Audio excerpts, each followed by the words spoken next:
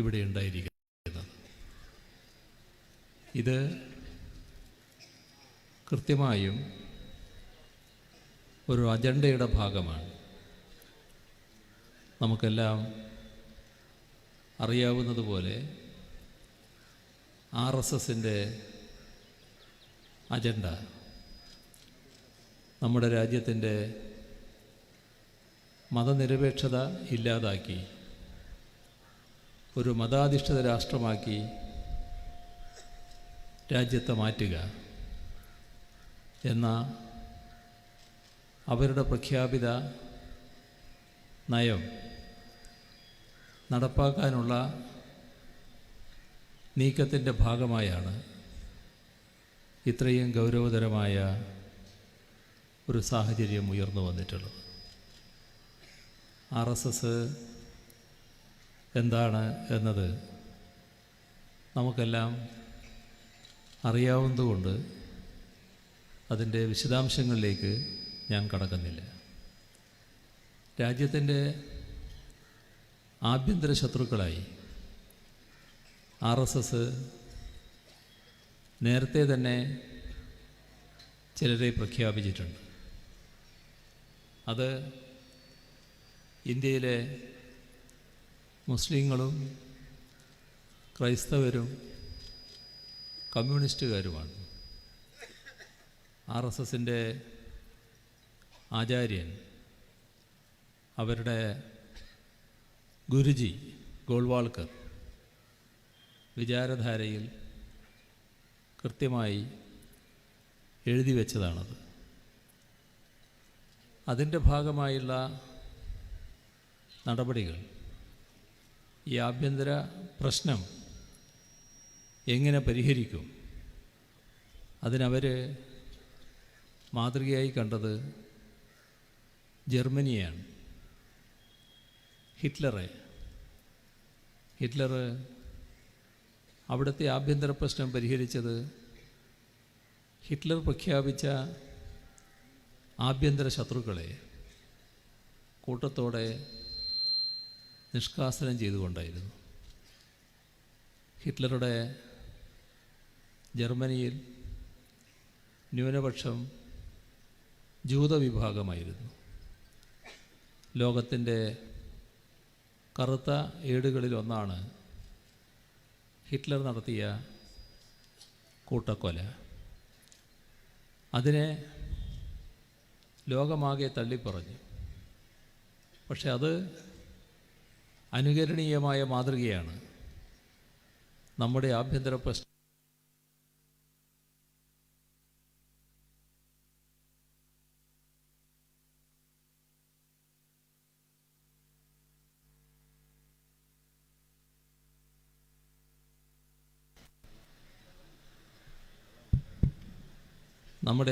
പ്രശ്നം എങ്ങനെ പരിഹരിക്കാം എന്നതിനുള്ള നമ്മുടെ മുന്നിലെ മാതൃക അത് ജർമ്മനി കാണിച്ചതാണ് എന്ന് RSS നേരത്തെ എഴുതി വച്ചിട്ടുണ്ട്.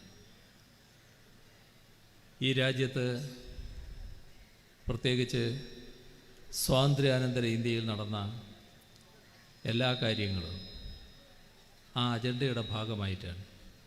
ഇത് നാം കൃത്യമായി കാണേണ്ടതായിട്ടുണ്ട്.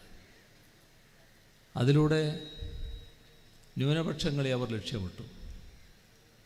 വ്യാപകമായ വർഗീയ സംഘർഷവും വർഗീയ കലാപങ്ങളും അതിൻ്റെ ഭാഗമായുള്ള കൂട്ടക്കൊലകളും കൊള്ളകളും എല്ലാം അരങ്ങേറി.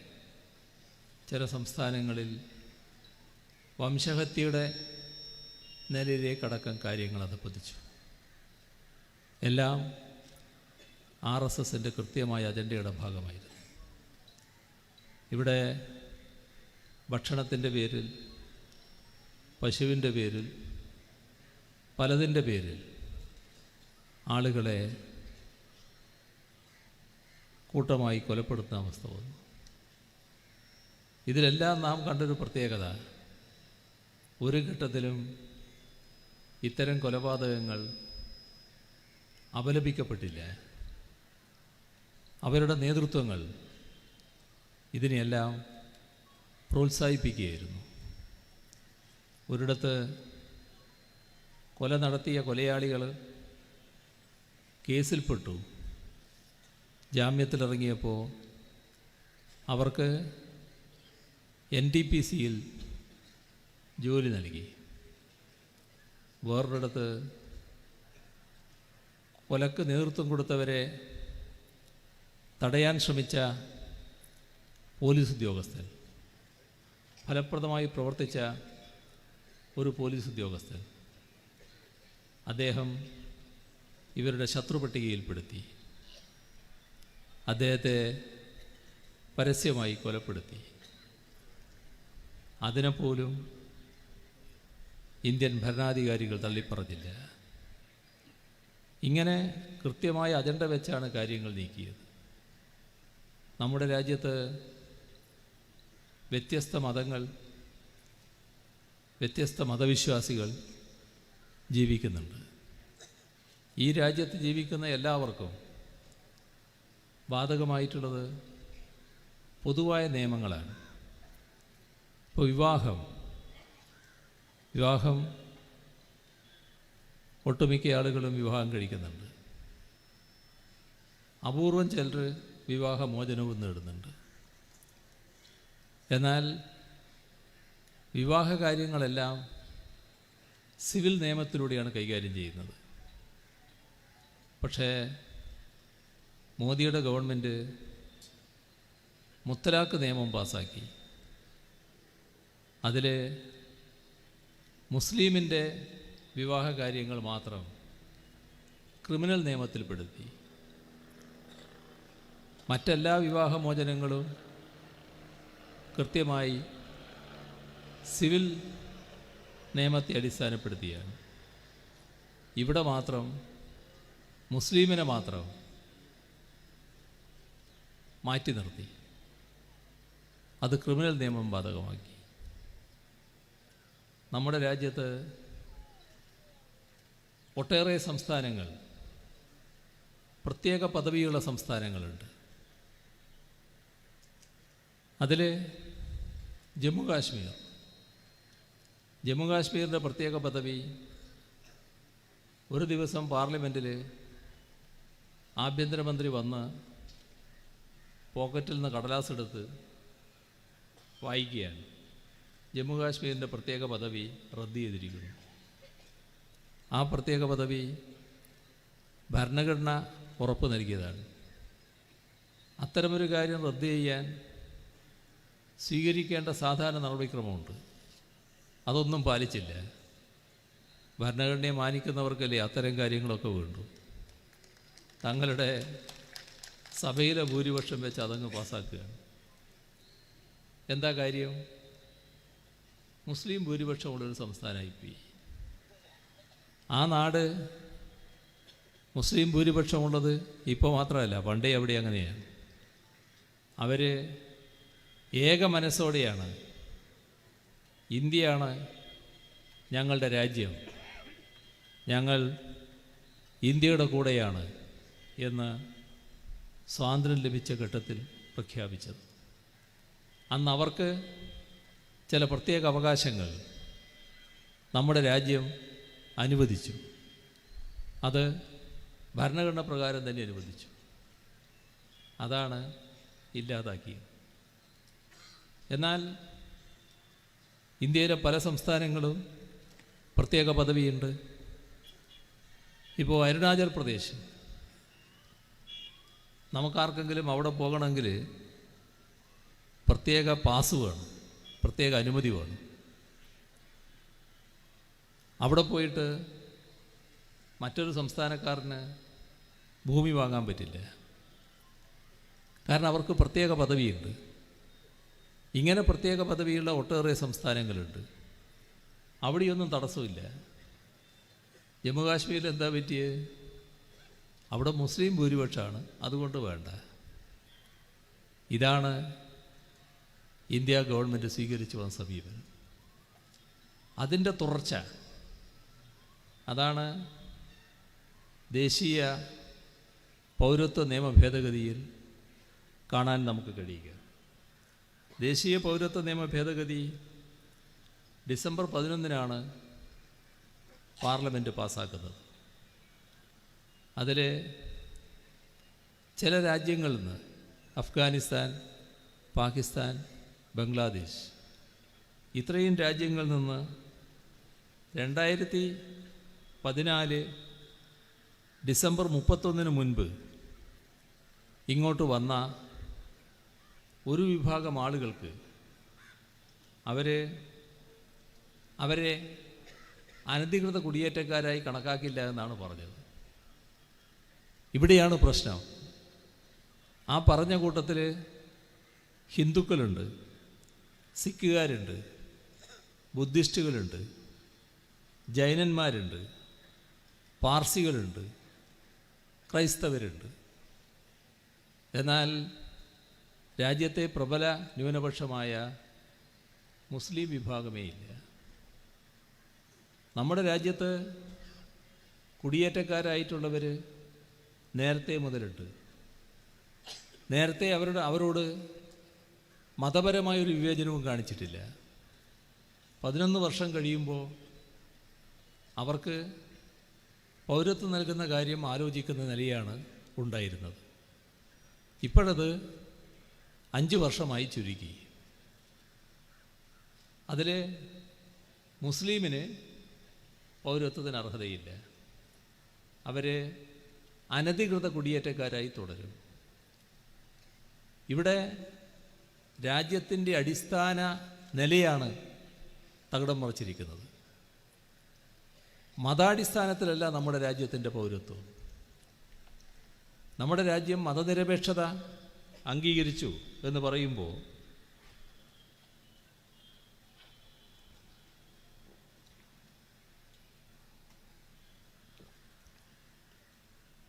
നാം കാണേണ്ടത് എല്ലാ മതസ്ഥർക്കും ഇവിടെ തുല്യ അവകാശമാണ്.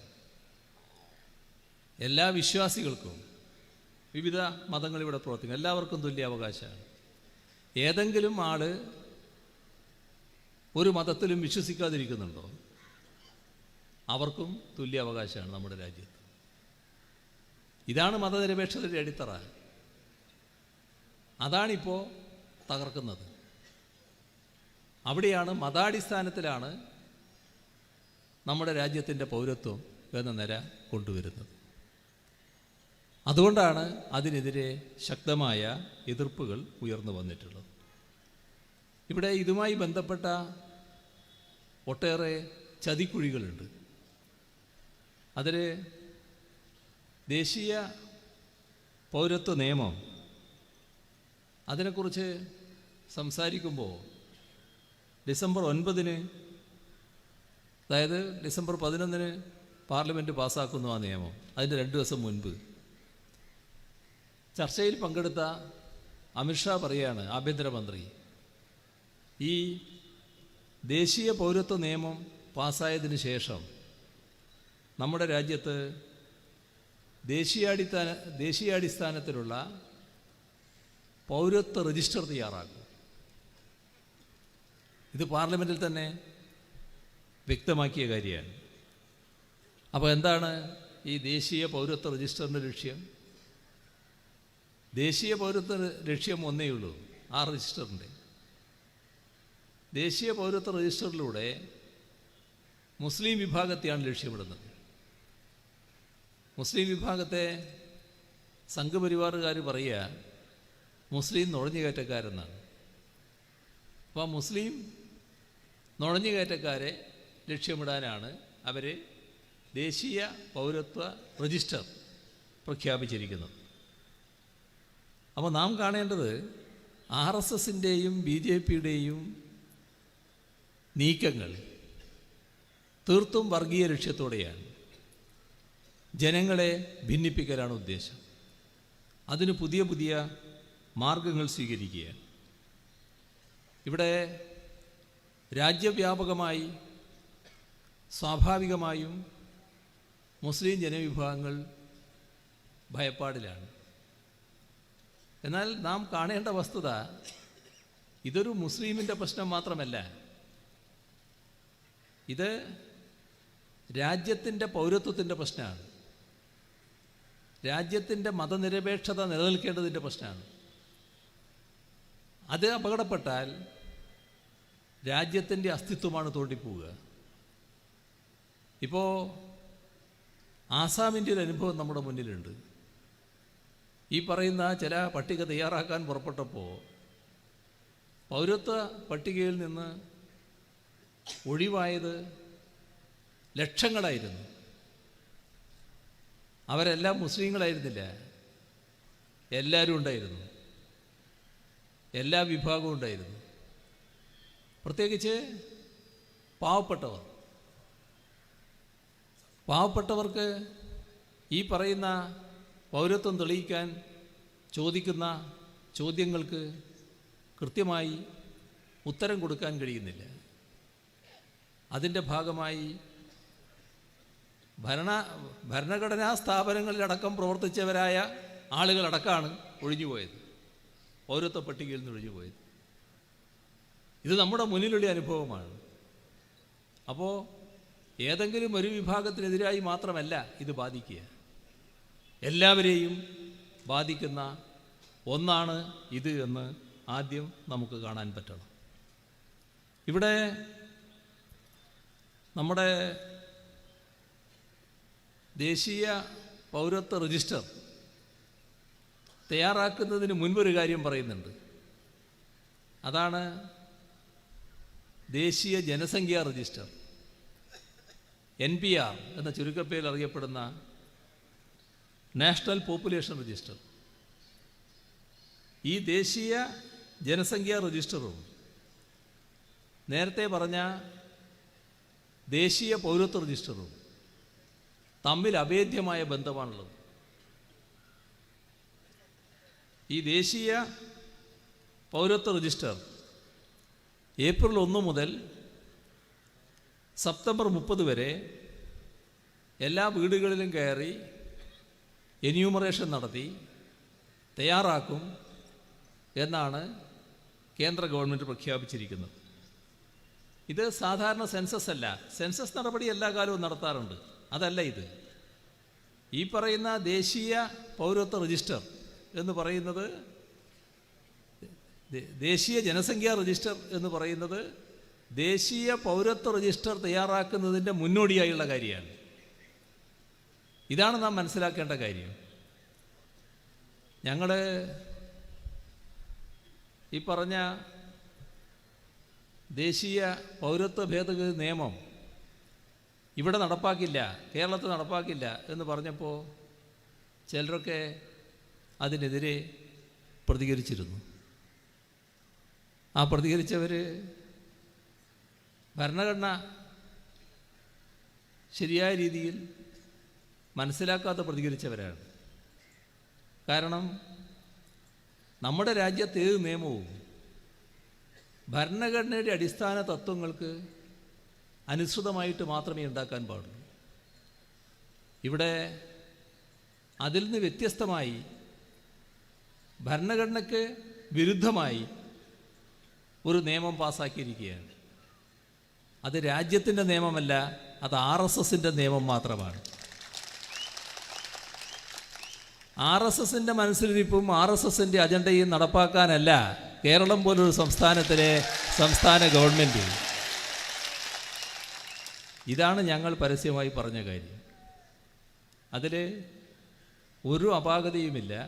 ഭരണഘടന അനുസരിക്കാനും, നേരത്തെ അധ്യക്ഷൻ സൂചിപ്പിച്ചതുപോലെ ഭരണഘടനയെ സാക്ഷി നിർത്തിയാണ് സത്യപ്രതിജ്ഞ ചെയ്യുന്നത്. അത് നടപ്പാക്കാനാണ്. അതിന് വിരുദ്ധമായ ഒരു കാര്യവും ഇവിടെ നടക്കാൻ അനുവദിക്കില്ല എന്നുള്ളത് തന്നെയാണ് നിലപാട്. അപ്പം അതിൻ്റെ ഭാഗമായി തന്നെയാണ് ഈ പറഞ്ഞ ദേശീയ പൗരത്വ രജിസ്റ്ററും ദേശീയ ജനസംഖ്യാ രജിസ്റ്ററും ഇവിടെ കണക്കെടുത്ത് നടപ്പാക്കാൻ പോകുന്നില്ല എന്ന് പ്രഖ്യാപിച്ചിട്ടുള്ളത്. അതും നമ്മുടെ സംസ്ഥാനത്ത് നടപ്പാക്കാൻ ഉദ്ദേശിക്കുന്നില്ല. നാം കാണേണ്ടത് ദേശീയ ജനസംഖ്യാ രജിസ്റ്ററിനെ അടിസ്ഥാനപ്പെടുത്തിയാണ് ദേശീയ പൗരത്വ രജിസ്റ്റർ ഉണ്ടാകുക. ഇതുണ്ടായാലേ മറ്റതുള്ളൂ. ഇവിടെ നാം കണ്ടൊരു വസ്തുത, ഇത്തരം കാര്യങ്ങളെല്ലാം വന്നപ്പോൾ മതനിരപേക്ഷ ചിന്താഗതിക്കാരെല്ലാം വല്ലാതെ വേദനിച്ചു. കാരണം രാജ്യത്തെ ഒരു പ്രത്യേക അവസ്ഥയിലേക്ക് കൊണ്ടുപോവുകയാണല്ലോ. ആ ഘട്ടത്തിൽ നമ്മുടെ രാജ്യത്തിനകത്ത് ആവേശകരമായ മറ്റൊരു ചിത്രം നമ്മൾ കണ്ടു. അതായത് ഇതിനെതിരെ രാജ്യത്തിൻ്റെ ഭരണഘടനയും മതനിരപേക്ഷതയും തകർക്കാനുള്ള ജുഗുപ്സാവഹമായ നീക്കത്തിനെതിരെ ശക്തമായ ജനവികാരം ഉയർന്നു വന്നു. വലിയ പ്രക്ഷോഭങ്ങൾ. ആ പ്രക്ഷോഭങ്ങളോ നേരത്തെ തയ്യാറെടുത്ത് നടത്തിയതല്ല. പെട്ടെന്ന്, വളരെ പെട്ടെന്ന് പ്രക്ഷോഭങ്ങൾ രൂപം കൊണ്ടു. രാജ്യവ്യാപകമായി ഉണ്ടായി. ജനക്കൂട്ടം തെരുവിലേക്ക് ഇറങ്ങുന്ന സ്ഥിതി വന്നു. ഇതിൽ മറ്റൊരു കാര്യം നാം ശ്രദ്ധിക്കേണ്ടത്, ഇതിനകത്ത് വിദ്യാർത്ഥികൾ വഹിച്ച പങ്കാണ്. എല്ലാ ക്യാമ്പസുകളും പ്രതിഷേധത്തിൻ്റെ അഗ്നിജ്വാലകൾ ഉയർത്തി. അവർ തെരുവിലേക്കിറങ്ങി. ഇത് ഏതെങ്കിലും ഒരിടത്തല്ല. സാധാരണ പ്രതിഷേധങ്ങളിൽ പങ്കെടുക്കാത്ത, തെരുവിലേക്കിറങ്ങാത്ത ക്യാമ്പസുകൾ, പ്രൊഫഷണൽ സ്ഥാപനങ്ങൾ, അതിലുള്ള വിദ്യാർത്ഥികളടക്കമാണ് ഇറങ്ങിയത്. IIT-കളിലുള്ളവർ, IIM-കളിലുള്ളവർ, നമ്മുടെ രാജ്യത്തെ ഇന്ത്യൻ ഇൻസ്റ്റിറ്റ്യൂട്ട് ഓഫ് സയൻസസ് എന്ന് പറയുന്ന IIS-ലുള്ളവർ, ടാറ്റ ഇൻസ്റ്റിറ്റ്യൂട്ട് ഓഫ് സോഷ്യൽ സയൻസസിലുള്ളവർ, ഡൽഹി സ്കൂൾ ഓഫ് എക്കണോമിക്സിലുള്ളവർ, അതോടൊപ്പം സെൻറ്റ് സ്റ്റീഫൻസിനെ പോലുള്ള സ്ഥാപനങ്ങൾ, എത്രയെത്ര പ്രൊഫഷണൽ സ്ഥാപനങ്ങൾ. ഒരു കാലത്തും അവരെ ആരും തെരുവിൽ കണ്ടിട്ടില്ല. സ്വാതന്ത്ര്യാനന്തര ഇന്ത്യയിൽ ഒരു കാലത്തും ഉണ്ടായിട്ടില്ല. പക്ഷെ അവരെല്ലാം തെരുവിലേക്ക് ഇറങ്ങി വന്നു. നമ്മുടെ രാജ്യത്തിലെ ബുദ്ധിജീവികളാകെ, ഒരുപാട് മേഖലയിലുള്ള പ്രധാന വ്യക്തിത്വങ്ങൾ, സാധാരണ ചലച്ചിത്ര വ്യവസായ രംഗമൊന്നും ഇത്തരം പ്രതിഷേധങ്ങളിൽ പങ്കെടുക്കാറില്ല. അവരും ഇന്ത്യയിലെ പ്രധാന സെലിബ്രിറ്റീസും എല്ലാം ഈ പ്രതിഷേധത്തിൽ പങ്കുചേർന്നു. ലോകത്തെ 8,000-ഓളം സ്കോളർമാർ, പണ്ഡിതന്മാർ, അക്കാദമിഷ്യൻസ് അവരെല്ലാം ഒപ്പിട്ട് പ്രസ്താവനയിലൂടെ പ്രതിഷേധം രേഖപ്പെടുത്തി. ഇവിടെ നാം കാണേണ്ട ഒരു കാര്യം, ഇതിനോടൊപ്പം ലോകം പങ്കുചേർന്നു. ലോകത്തിലെ വിവിധ രാജ്യങ്ങൾ ഇന്ത്യയുടെ നീക്കത്തിനെതിരെ അഭിപ്രായം പറഞ്ഞു. പല രാജ്യതലവന്മാരും നമ്മുടെ രാജ്യം സന്ദർശിക്കാൻ നിശ്ചയിച്ചത് റദ്ദാക്കി. ഒരുപാട് സമിതികൾ ഇന്ത്യക്കെതിരെ അഭിപ്രായം രേഖപ്പെടുത്തി. ലോകത്ത് ഇതുപോലെ ഇന്ത്യ മഹാരാജ്യം ഒറ്റപ്പെട്ടൊരു ഘട്ടമില്ല. ഇതെല്ലാം ഈ സന്ദർഭത്തിൽ ഉണ്ടായി. ഇത്രയും പൊതുജനാഭിപ്രായം ശക്തമായി ഉയർന്നപ്പോൾ അല്പമൊരു പരുങ്ങലിലായി മോദി ഗവൺമെൻറ്. അതിൻ്റെ ഭാഗമായി തീർത്തും വസ്തുതാവിരുദ്ധമായൊരു കാര്യം മോദി തന്നെ ഡൽഹിയിൽ പ്രസ്താവിക്കുന്ന നില വന്നു. അദ്ദേഹം പറഞ്ഞു, ഞങ്ങൾ ഒരു ഘട്ടത്തിലും ദേശീയ പൗരത്വ രജിസ്റ്ററിനെ കുറിച്ച് ആലോചിച്ചിട്ടേയില്ല. ഇവിടെ ക്യാബിനറ്റിൽ ആ പ്രശ്നം ചർച്ച ചെയ്തിട്ടേയില്ല. മാത്രമല്ല, ദേശീയ ജനസംഖ്യാ രജിസ്റ്റർ അത് സെൻസസിൻ്റെ ഭാഗമാണ് എന്നും പറഞ്ഞു വെച്ചു. നമുക്കറിയാം RSSകാർ നല്ല രീതിയിൽ കളവ് പറയാൻ സമർത്ഥരായിട്ടുള്ളവരാണ്. അപ്പോൾ വലിയ നേതാക്കന്മാരാകുമ്പോൾ വലിയ കളവ് വലിയ സാമർത്ഥ്യത്തോടെ പറയുമെന്ന് മാത്രമേ ഉള്ളൂ.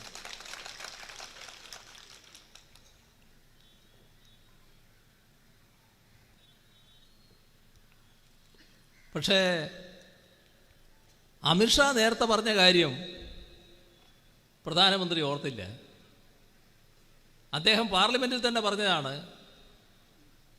ഈ പറഞ്ഞ ദേശീയ പൗരത്വ ഭേദഗതി നിയമം പാസാക്കിയാൽ ഉടനെ ദേശീയ പൗരത്വ രജിസ്റ്ററിലേക്ക് പോകുന്നത്. അപ്പം അത് അർത്ഥശങ്കക്കിടയില്ലാതെ വ്യക്തമാക്കിയ കാര്യമാണ്. ദേശീയ പൗരത്വ രജിസ്റ്റർ നോട്ടിഫൈ ചെയ്യില്ല എന്നും അദ്ദേഹം പ്രസ്താവിച്ചിരുന്നു. എന്ന് പറഞ്ഞാൽ ഒരു നോട്ടിഫിക്കേഷൻ ഉണ്ടാവില്ല, നോട്ടിഫിക്കേഷൻ ആവശ്യമില്ല. ഈ ദേശീയ ജനസംഖ്യാ രജിസ്റ്റർ ഉണ്ടായാൽ അതിൽ നിന്ന് പിന്നെ ഉണ്ടാക്കാമെന്നാണ്. അതാണ് നോട്ടിഫൈ ചെയ്യില്ല എന്ന് പറഞ്ഞതിൻ്റെ അർത്ഥം. ഈ പറഞ്ഞ ദേശീയ പൗരത്വ രജിസ്റ്ററും ദേശീയ ജനസംഖ്യാ രജിസ്റ്ററും എപ്പോഴാണ് നമ്മുടെ നിയമസംഹിതകളിൽ വന്നത്? അത് 2003 BJP ഗവൺമെൻറ് പൗരത്വ നിയമം ഭേദഗതി ചെയ്തുകൊണ്ട് വന്നതാണ്. 2003 BJP ഗവൺമെൻറ്. എന്നത് RSSൻ്റെ അജണ്ടയാണ്. അവരെന്തിനാണെന്ന് പറഞ്ഞില്ല അന്ന്. ഇതുപോലെ വ്യക്തതയൊന്നും വന്നിട്ടില്ല അന്ന്. ദേശീയ പൗരത്വ രജിസ്റ്റർ ഈ പറഞ്ഞ നിയമത്തിൽ ഉൾപ്പെടുത്തി. നിയമത്തിൽ അത്രയേ വന്നുള്ളൂ. നിയമത്തിൻ്റെ ചട്ടങ്ങൾ ഉണ്ടാക്കണം. നിയമത്തിൻ്റെ ചട്ടങ്ങൾ ഉണ്ടാക്കാൻ പുറപ്പെട്ടപ്പോൾ അതിലാണ് ദേശീയ ജനസംഖ്യാ രജിസ്റ്റർ വന്നത്. ആ ചട്ടമനുസരിച്ച് ദേശീയ ജനസംഖ്യാ രജിസ്റ്ററാണ് ദേശീയ പൗരത്വ രജിസ്റ്ററിൻ്റെ അടിത്തറ, അടിസ്ഥാനം അതാണ്. അപ്പോൾ ഈ പറയുന്ന ദേശീയ ജനസംഖ്യാ രജിസ്റ്റർ തയ്യാറാക്കിയില്ലെങ്കിൽ ദേശീയ പൗരത്വ രജിസ്റ്റർ ഉണ്ടാവില്ല. ഇവിടെ നമ്മുടെ നാട്ടിൽ രാജ്യത്താകെ ഉയർന്ന ആശങ്കയുടെ ഭാഗമായിട്ട് ആശങ്ക വെച്ച് പുലർത്തുന്നവരുണ്ട്. അത് തെറ്റൊന്നുമില്ല, അതിൽ സ്വാഭാവികമായിട്ടുണ്ടാകുന്നൊരു കാര്യമാണ്. പക്ഷേ ഇത് നമ്മുടെ നാടാണ്, കേരളമാണ്. ഇവിടെ അത്തരം ഒരാശങ്കയും വെച്ചിരിക്കേണ്ട കാര്യമില്ല. ഇവിടെ ഈ പറഞ്ഞ ദേശീയ ജനസംഖ്യാ രജിസ്റ്റർ അതിനു വേണ്ടിയുള്ള എന്യൂമറേഷൻ പ്രവർത്തനം നടത്തില്ല എന്ന് ഗവൺമെൻറ് തന്നെ പ്രഖ്യാപിച്ചു കഴിഞ്ഞിട്ടുണ്ട്.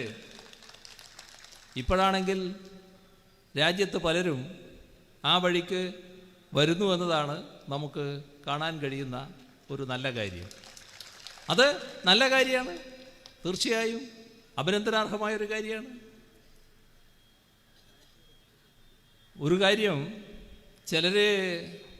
ചിലയിടങ്ങളിലൊക്കെ ചില കണക്കെടുപ്പിനൊക്കെ ആൾ ചെല്ലുമ്പോൾ ഇത് ദേശീയ ജനസംഖ്യാ രജിസ്റ്റർ തയ്യാറാക്കാൻ വരുന്നവരാണോ എന്ന മട്ടിൽ ആശങ്കാകുലരായിട്ട് തടയാൻ പുറപ്പെടുന്നുണ്ട്. അങ്ങനെ ആശങ്കപ്പെടേണ്ടതില്ല. ഇപ്പോൾ കേട്ട ഒരു കാര്യം, നമ്മുടെ അംഗൻവാടി വർക്കേഴ്സ് ഈ സാമൂഹ്യ സുരക്ഷയുമായി ബന്ധപ്പെട്ട കാര്യങ്ങളുടെ കണക്കെടുക്കാൻ വേണ്ടി വീടുകളിൽ ചെന്നപ്പോൾ പലയിടത്തും വലിയ അങ്കലാപ്പുണ്ടായി, ഇതാണെന്ന് ധരിച്ചിട്ട്. അപ്പം അത് വേറെ ഇത് വേറെ. അത്തരം കാര്യങ്ങൾ നടന്നോട്ടെ. നമ്മുടെ നാട്ടിൽ ഇത് നടക്കാൻ പോകുന്നില്ല. ഏത്? ദേശീയ ജനസംഖ്യാ രജിസ്റ്ററുമായി ബന്ധപ്പെട്ട എന്യൂമറേഷൻ നടക്കാൻ പോകുന്നില്ല. അത് നമ്മുടെ സംസ്ഥാനത്തിൻ്റെ പ്രത്യേകത തന്നെയാണ്. അതിൽ പൂർണ്ണ വിശ്വാസം അർപ്പിച്ച് നമ്മുടെ ജനങ്ങൾക്ക് നല്ല ആത്മവിശ്വാസത്തോടെ കഴിയാവുന്നതാണ്. ഇവിടെ അധ്യക്ഷൻ സൂചിപ്പിച്ചതുപോലെ നാം രാജ്യത്തിന് മാതൃക കാണിക്കത്തക്ക രീതിയിലുള്ള ചില കാര്യങ്ങൾ ചെയ്തിട്ടുണ്ട്.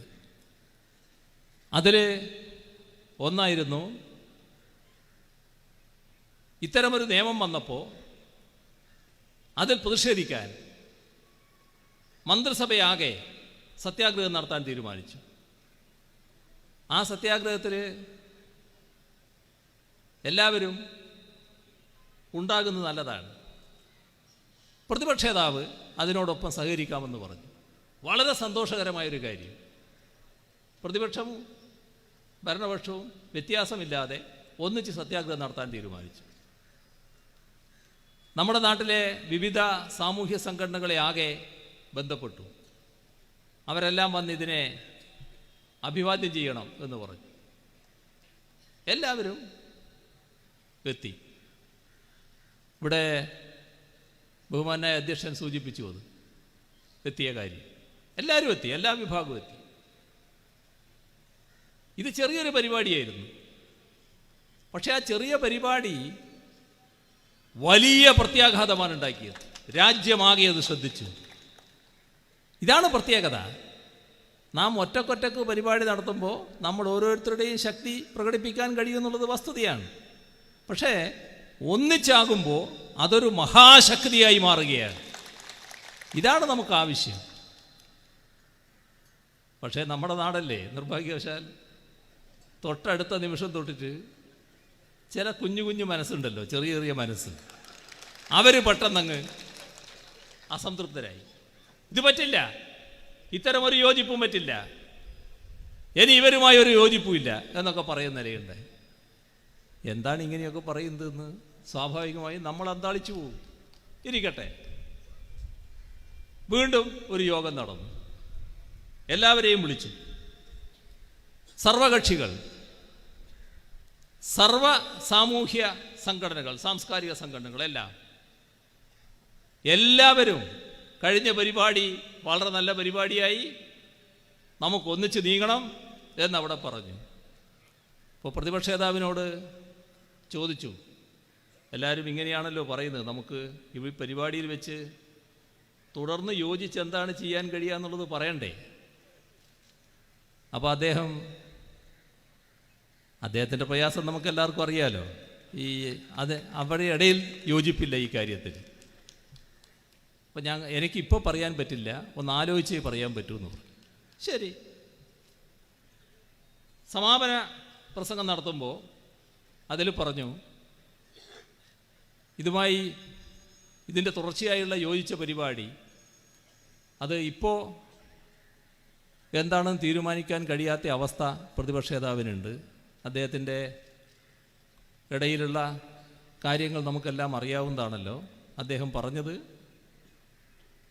ഞാൻ ആലോചിച്ച് പറയാമെന്നാണ്. അപ്പോൾ ആലോചനയിൽ മുമ്പിൽ കൊടിക്കുന്നിൽ സുരേഷ് MP ഇരിക്കുന്നുണ്ട്. അദ്ദേഹത്തോട് പറഞ്ഞു, സുരേഷിനെ പോലുള്ളവർ അതിനൊന്ന് സഹായിച്ചു കൊടുക്കണം, തീരുമാനം വേഗം എടുക്കാൻ എന്ന് പറഞ്ഞു. എല്ലാവരും നല്ല മനസ്സോടെ അതെല്ലാം അംഗീകരിച്ചു. അവിടെ തീരുമാനിച്ചു, മുഖ്യമന്ത്രിയും പ്രതിപക്ഷ നേതാവും കൂടി സംയുക്തമായി തീരുമാനിക്കുക എന്താണ് തുടർ പരിപാടി എന്നത്. ഇതിനിടയ്ക്കൊരു സംഭവം ഉണ്ടായി. ഡിസംബർ 31 സംവരണത്തെക്കുറിച്ചൊരു പ്രമേയം അംഗീകരിക്കേണ്ടതുണ്ട് നിയമസഭ. അതിനായി നിയമസഭ ചേർന്നു. അപ്പോൾ അദ്ദേഹത്തോട് പറഞ്ഞു, ഞാൻ ബന്ധപ്പെട്ടു, അല്ല ദിവസം പോവുകയാണല്ലോ, നമ്മളൊരു പരിപാടി പറയണ്ടേ? പക്ഷെ അപ്പോഴും മറുപടി പറയാവുന്ന അവസ്ഥയില്ല. എന്നാൽ മറ്റേ ഭാഗം, ഈ യോജിപ്പ് പാടില്ല എന്നുള്ള ഭാഗം ഇങ്ങനെ തുറന്നുകൊണ്ടിരിക്കുന്നുണ്ടായിരുന്നു. ഇപ്പോഴും പറയുന്നുണ്ട്. എനിക്കതിലൊരു കാര്യം മാത്രമേ ഇപ്പോഴും പറയാനുള്ളൂ. നമ്മൾ ഓരോരുത്തരും ഓരോ വ്യക്തിയല്ല ഞാൻ ഉദ്ദേശിക്കുന്നത്, ഓരോ സംഘടനയും ഓരോ പ്രസ്ഥാനവും ഓരോ രാഷ്ട്രീയ പാർട്ടിയും എല്ലാം അവരവരുടെ ശക്തിയുള്ളവരാണ്.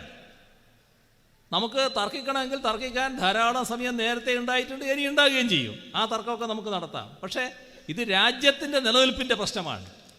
ഇവിടെയാണ് നാം ഒന്നിച്ചു നിൽക്കേണ്ടത്. ആ ഒന്നിച്ചു നിൽക്കുന്നതൊരു മഹാകരുത്തായി മാറും. അത് വേണം എന്നാണ് ഇപ്പോഴും ഞാൻ അഭ്യർത്ഥിക്കുന്നത്. നിയമസഭ ഒരു പ്രമേയം ഏകണ്ഠമായി അംഗീകരിച്ചു. ആ പ്രമേയം ഈ പൗരത്വ ഭേദഗതി നിയമം റദ്ദ് ചെയ്യണം എന്ന് കേന്ദ്ര ഗവൺമെൻറ്റിനോട് ആവശ്യപ്പെട്ടതായിരുന്നു. അതിനെക്കുറിച്ചും വ്യത്യസ്ത അഭിപ്രായങ്ങൾ വന്നു. നിയമസഭ അങ്ങനെ പ്രമേയം പാസ്സാക്കാൻ പാടുണ്ടോ, എന്താ എവിടുന്നാണ് നിയമസഭയ്ക്ക് അങ്ങനെ ഒരു അധികാരം, എന്താണിത് എന്നൊക്കെ ചോദിച്ചവരുണ്ട്. അവരോടൊക്കെ വിനയത്തോടെ ഒരു കാര്യമേ പറയാനുള്ളൂ, അതിനെല്ലാമുള്ള അധികാരം നിയമസഭയ്ക്കുണ്ട്. ആ വലിയ പുസ്തകം നമ്മളെല്ലാം മാനിക്കുന്ന ഈ പറയുന്ന ഓരോ സ്ഥാനത്തും നമ്മൾ എത്തുമ്പോൾ അത് വെച്ച് സത്യപ്രതിജ്ഞ ചെയ്യുന്നില്ലേ, ആ പുസ്തകം ഒരാവർത്തി വായിച്ചു നോക്കിയാൽ മതി. അപ്പോൾ ഇതിനെല്ലാമുള്ള വ്യവസ്ഥകൾ അതിലുണ്ട്. പിന്നെ ഒരു കാര്യം മനസ്സിലാക്കണം, ഇതൊരു ജനാധിപത്യ രാഷ്ട്രമാണ്. ആ ജനാധിപത്യ രാഷ്ട്രത്തിൻ്റെ ജനാധിപത്യ വ്യവസ്ഥ ശരിയായ രീതിയിൽ ഉൾക്കൊള്ളാൻ പറ്റണം. ഇവിടെ പണ്ട് നാട്ടുരാജാക്കന്മാരുടെ മേലെ റെസിഡൻറ്റുമാരുണ്ടായിരുന്നു. സംസ്ഥാന നിയമസഭകളുടെ മേലെ അത്തരം റെസിഡൻറ്റുമാരൊന്നുമില്ല എന്നതും ഓർക്കുന്നത് നല്ലതാണ്.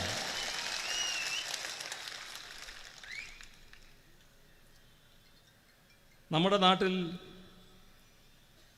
ഈ പറയുന്ന വിഭാഗം ചെയ്യുന്നത് എന്താണ്?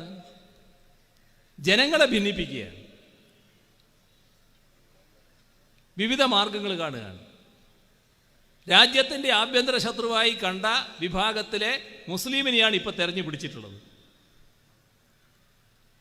നമ്മുടെ രാജ്യം എല്ലാ ഘട്ടത്തിലും അംഗീകരിച്ച ചില തത്വങ്ങളുണ്ട്.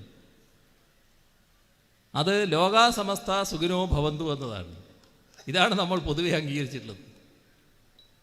മാത്രമല്ല, ലോകമേ തറവാട്, അതിൻ്റെ ഭാഗമായിട്ടാണ് വസുദേവ കുടുംബം എന്ന് പറഞ്ഞത്. അതിഥി ദേവോ ഭവ, നമ്മുടെ നാട് അതിൻ്റെ ഉത്തമമായ മാതൃകയാണ്. ഈ കേരളത്തിലെ വിവിധ മതവിഭാഗങ്ങൾ അതിൻ്റെ ഉത്ഭവകാലത്ത് തന്നെ ഇങ്ങോട്ട് വന്നിട്ടുണ്ട്. എത്ര സാഹോദര്യത്താണ് ഇവിടെ കഴിഞ്ഞത്. അതിഥി ദേവോ ഭവ എന്ന മനോഭാവത്തോടെയാണ് അത്തരക്കാരെ സ്വീകരിച്ചത്. ഇതാണ് നമ്മുടെ നാടിൻ്റെ യഥാർത്ഥ പാരമ്പര്യം. അതാണ് ഇവിടെ കളഞ്ഞു കുളിക്കുന്നത്. ഞാൻ മറ്റൊരു ഭാഗത്തേക്ക് നേരത്തെ പോയിട്ടില്ല, ഇപ്പോഴും പോകുന്നില്ല. ഈ രാജ്യം ബ്രിട്ടീഷുകാർക്കെതിരെ നടത്തിയ പോരാട്ടം, ബ്രിട്ടീഷിൻ്റെ കൂടെയായിരുന്നു RSS. ഇപ്പോഴും ബ്രിട്ടീഷുകാർക്കെതിരെ അരയക്ഷരം സംസാരിക്കാൻ തയ്യാറല്ല. ബ്രിട്ടീഷുകാർ വരുന്നതിന് മുൻപുള്ള നമ്മുടെ രാജ്യം അത് നല്ല സമ്പൽ സമൃദ്ധമായ ഒരു രാജ്യമായിരുന്നു. അവർ കൊള്ളയടിച്ച് പാപ്പരാക്കി. ഈ രാജ്യത്തെ കൊള്ളയടിച്ച് പാപ്പരാക്കിയ ബ്രിട്ടീഷ് സാമ്രാജ്യത്തെക്കുറിച്ചൊന്നും പറയില്ല. എന്നാൽ RSSകാർക്ക് ബ്രിട്ടീഷ് സാമ്രാജ്യത്തിന് മുൻപുള്ള മുഗൾ രാജാക്കന്മാരെ കുറിച്ച് പറയാൻ 1000 നാക്കാണ്. എന്നാൽ ആ മുഗൾ രാജാക്കന്മാർ ചെയ്ത കാര്യം, നമ്മുടെ പ്രാചീന സാഹിത്യം, നമ്മുടെ രാജ്യത്തുണ്ടായിരുന്ന ഉപനിഷത്തുക്കൾ, ഇതെല്ലാം തർജ്ജമ ചെയ്ത് ലോകത്തേക്ക് എത്തിച്ചത് ആ മുഗൾ രാജാക്കന്മാരായിരുന്നു. അക്ബറുടെ കാലത്തുണ്ട്. ഏറ്റവും ഒടുവിൽ ഷാജഹാന്റെ മകൻ ദാരുഷ്കോവിൻ്റെ കാലത്ത് ഉപനിഷത്തുക്കൾ തർജ്ജമ ചെയ്തു. ആരും അതിനെക്കുറിച്ച് മിണ്ടില്ല. ഇവിടെ അന്തമാൻ നിക്കോബർ ജയിലിൽ, സെല്ലുലാർ ജയിലിൽ ഒരുപാട് ആളുകൾ, സ്വാതന്ത്ര്യസമര പോരാളികൾ കഴിഞ്ഞിട്ടുണ്ട്. മലപ്പുറത്തിന് അതിന് പ്രധാന സ്ഥാനമുണ്ട്. 1921 സ്വാതന്ത്ര്യ സമരം, അതിൻ്റെ ഭാഗമായി നാട് കടത്തിയവർ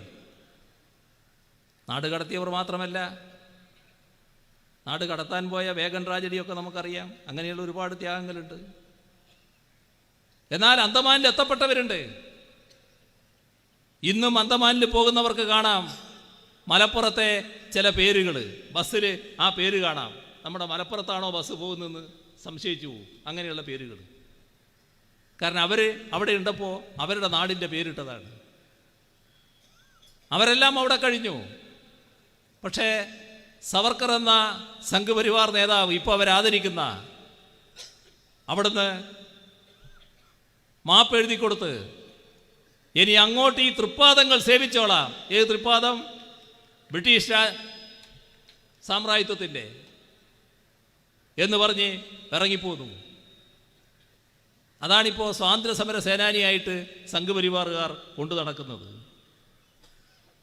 ഇവിടെ കാണണം, നമ്മുടെ രാജ്യത്ത് ഏതെല്ലാം തരത്തിൽ ഇവിടെ മുസ്ലിം വിഭാഗം സ്വാതന്ത്ര്യ സമരത്തിൻ്റെ ഭാഗമായിരുന്നു എന്നത്. ഇവിടെ ഇന്ന വിഭാഗം എന്ന കണക്കുണ്ടായിട്ടില്ല. എല്ലാവരും രാജ്യസ്നേഹികളായിരുന്നു. ആ രാജ്യസ്നേഹികൾ ഒന്നിച്ച് ഏത് മതമെന്നോ ജാതിയെന്നോ നോക്കാതെ എല്ലാവരും ബ്രിട്ടീഷുകാർക്കെതിരെ പോരാടി. നമ്മളിപ്പോൾ ഇവിടെ സമ്മേളിക്കുന്നു. ഈ സമ്മേളന വേദിയുടെ തൊട്ടു പിന്നിലുള്ള ആ കുന്നിൻ ചെരിവ് അത് ഏതാണെന്ന് നമ്മുടെ ഇവിടുത്തെ മുസ്ലിം ജനവിഭാഗത്തോട് പൗരത്വം തെളിയിക്കാൻ അതിന് രേഖകൾ ഹാജരാക്കണമെന്ന് പറയുന്നവർക്ക് ഈ കുന്നിൻ ചെരിവ് ഏതാണെന്നറിയോ?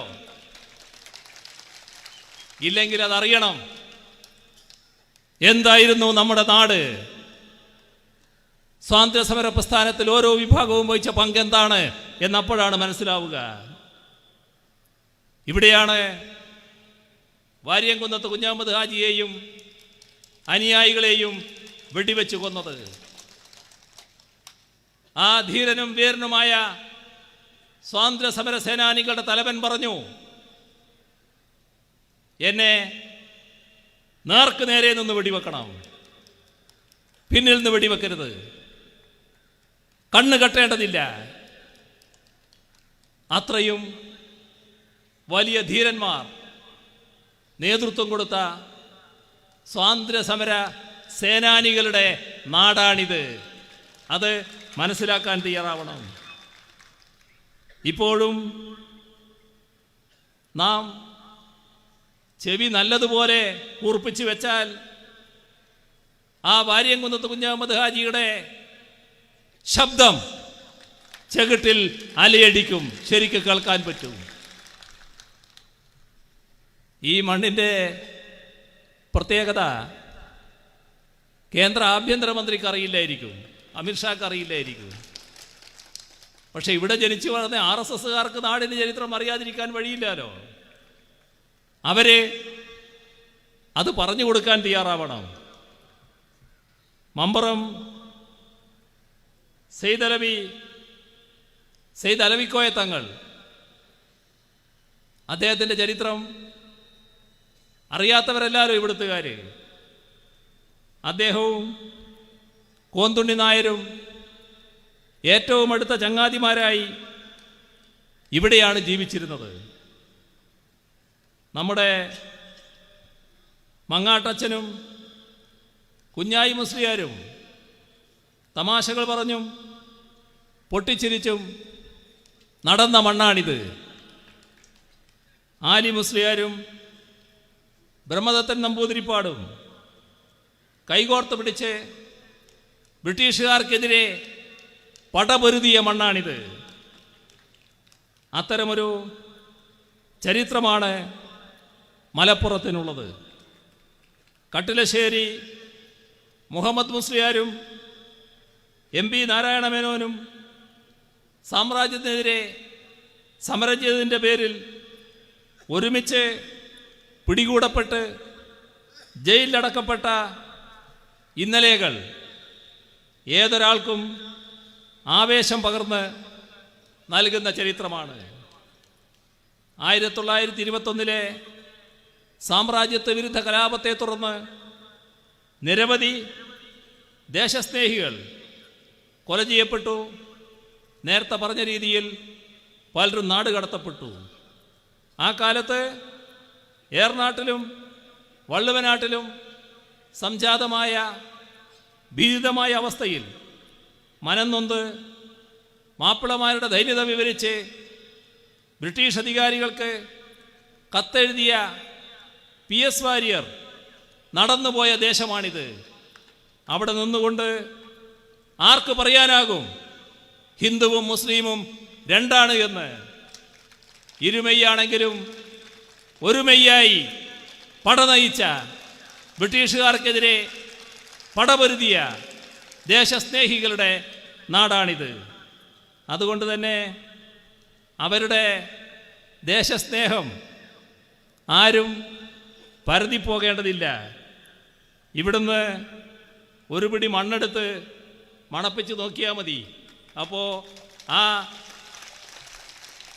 പോരാട്ടത്തിൽ വെടിയേറ്റ് മരിച്ച ദേശസ്നേഹികളുടെ രക്തത്തിൻ്റെ മണം ഇപ്പോഴും ആ മണ്ണിൽ കാണാൻ സാധിക്കും. നമ്മുടെ നാടിൻ്റെ ചരിത്രം അത് പഠിക്കണം. മുഹമ്മദ് അബ്ദുറഹ്മാൻ സാഹിബിനെ മാറ്റിവെച്ചുകൊണ്ട് ഒരു സ്വാതന്ത്ര്യ സമര ചരിത്രം ഇവിടെ കാണാൻ പറ്റുമോ? കടലിൽ പടനയിച്ച കുഞ്ഞാലിമരക്കാരെ മാറ്റി നിർത്തിക്കൊണ്ട് നമ്മുടെ പടയാളികളെ ഓർക്കാൻ നമുക്ക് കഴിയുമോ? ഇങ്ങനെ എന്തെല്ലാം. അപ്പോൾ ഇതിനൊന്നിനും നമുക്ക് വഴങ്ങിക്കൊടുക്കാനാവില്ല. ഞാൻ ആവർത്തിച്ചൊരു കാര്യം മാത്രമേ പറയുന്നുള്ളൂ. ഇത് കേരളമാണ്, മതനിരപേക്ഷതയുടെ കോട്ടയാണ്. ഈ മതനിരപേക്ഷതയുടെ കോട്ട ഒരു വർഗീയ ശക്തിക്കും തകർക്കാനാവില്ല. നമുക്ക് ഒന്നായി നീങ്ങുമ്പോൾ ഒരു കൂട്ടരെ മാത്രമേ നമ്മൾ മാറ്റി നിർത്തേണ്ടതുള്ളൂ. അത് വർഗീയ ശക്തികളും തീവ്രവാദ ചിന്താഗതിക്കാരുമാണ്. മറ്റെല്ലാവരും കൂടി ഒന്നിച്ചു നീങ്ങാം.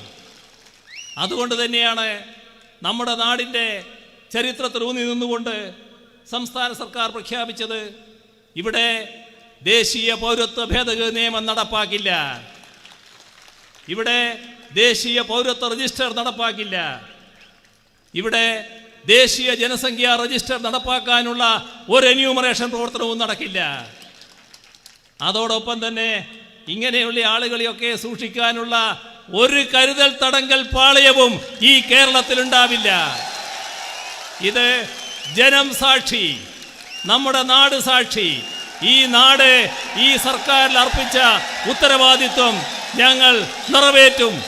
അതിന് നിങ്ങളെല്ലാവരുടെയും പിന്തുണ ഉണ്ടാവണം എന്ന് മാത്രം അഭ്യർത്ഥിച്ചുകൊണ്ട് ഈ പരിപാടിയുടെ ഔപചാരികമായ ഉദ്ഘാടനം നിർവഹിച്ചതായി അറിയിച്ചുകൊണ്ട് അവസാനിപ്പിക്കുന്നു. നിങ്ങൾക്കെൻ്റെ അഭിവാദ്യങ്ങൾ.